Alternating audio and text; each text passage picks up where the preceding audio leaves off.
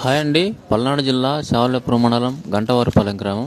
నేనైతే ఒక 5 ఎకరాలు ఏటా వేసే విత్తనం కాకుండా ఈ సంవత్సరం కొత్త విత్తనం వేశాను. ఇది బిట్టో 225 అనే కొత్త వెరైటీ జీన్ కార్ప్ సీడ్స్ వాడది.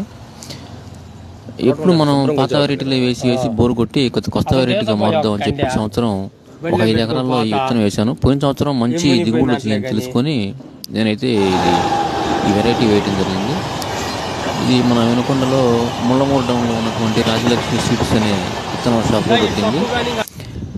విత్తనం గింజ సైజు కానీ కండ సైజు కానీ బాగుంది. విత్తనం క్వాలిటీ కూడా బాగుంది. మంచి కలరు, కింద నుంచి పైదాకా మొత్తం గింజ పోసుకుంది. బాగా చూడడానికి బాగా లుక్ ఉంది. ఇది పోయిన సంవత్సరం అయితే 40 నుంచి 45 క్వింటాల దాకా వచ్చినాయి.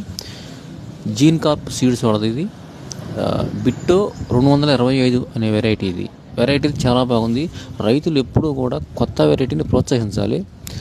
అయితే కొంచెం భయం అనేది ఉంటుంది, కానీ ఇదైతే మాత్రం ఖచ్చితంగా నమ్మదగినటువంటి సీడు.